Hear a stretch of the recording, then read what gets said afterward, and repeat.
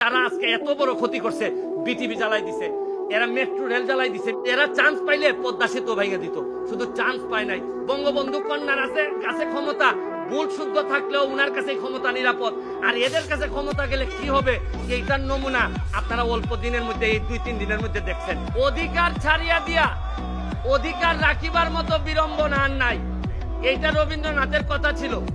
এইবার এই পরিস্থিতিতে প্রমাণিত হয়েছে যে অধিকার 18 সালে মাননীয় প্রধানমন্ত্রী ছেড়ে দিয়েছিলেন, যেটা গেজেট করে বাতিল করা হয়েছিল। আপনারা এই অধিকার কেউ কেউ ফিরাই আনতে গিয়া আজকে এত বড় একটা দুর্ঘটনার পতিত হইল। সবই ঠিকঠাক মতো হইল। আপনারা এই মঙ্গলবারে এই জায়গায় দাঁড়াইয়া বলছিলাম যে প্রধান বিচারপতির রায় পর্যন্ত একটু ওয়েট করেন। অনেকেই ওয়েট করেন নাই, অনেক আবেগ ছিল, যার কারণে আজকের এই ধ্বংসলীলা।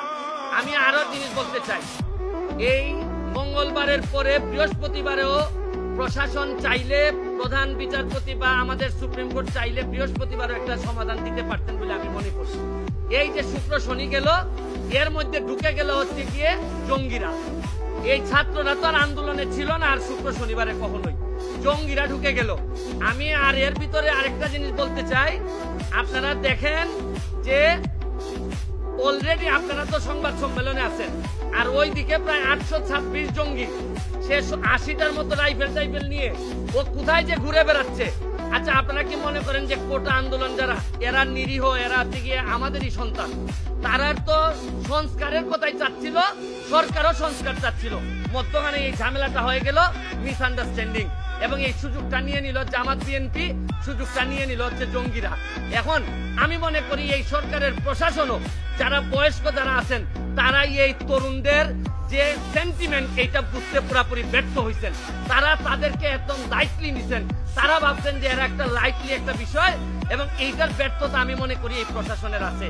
কারণ এখানে হাজার হাজার মানুষ এখন নতুন চিন্তার মালিক, এরা নতুন নতুন চিন্তা করে, এরা সারা পৃথিবী দেখে অভ্যাস।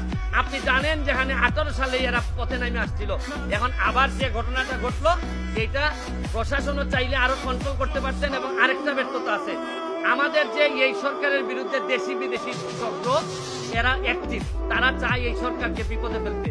সরকারেরও বোঝা উচিত ছিল যে যে কোনো একটা আন্দোলন হোক না কেন, আজকে ছাত্র, কালকে অন্যদের আন্দোলন হোক, এইটার মধ্যে জঙ্গিরা এসে ঢুকবে, জামাত শিবির এসে ঢুকবে।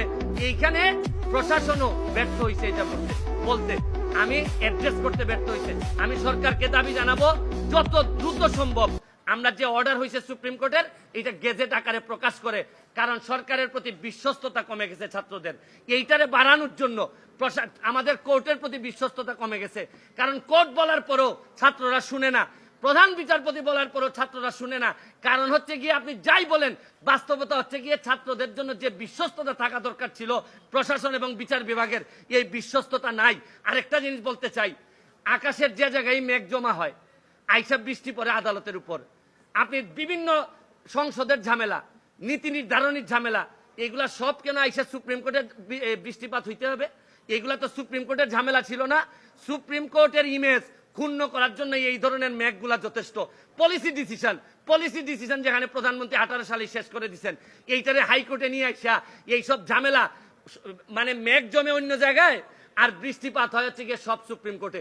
আমি বিশ্বাস করি সুপ্রিম কোর্টের ইমেজ এতে ক্ষুণ্ণ হয়, পরবর্তীতে এইসব বিষয়ে যেন আরো সচেতন থাকেন সুপ্রিম কোর্ট, এবং প্রশাসনের জন্য সতর্ক থাকে, এবং দ্রুত আমি মনে করি গ্যাজেটটা দিয়ে আমি বাচ্চাদের যারা আছে তাদেরকে বলবো, তোমরা বাড়ি ফিরে যাও, তোমরা যা চাইছিলা তার চেয়ে বেশি তোমরা পাইছো।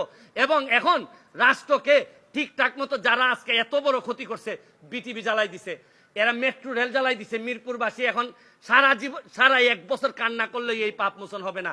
আর এরা চান্স পাইলে পদ্মা সেতু ভেঙে দিত, শুধু চান্স পায় নাই। এরা আসলে এইবার প্রমাণ হয়েছে, এদের কাছে ক্ষমতা গেলে বঙ্গবন্ধু কন্যার কাছে ক্ষমতা ভুল শুদ্ধ থাকলেও উনার কাছে ক্ষমতা নিরাপদ, আর এদের কাছে ক্ষমতা গেলে কি হবে এইটার নমুনা আপনারা অল্প দিনের মধ্যে, এই 2-3 দিন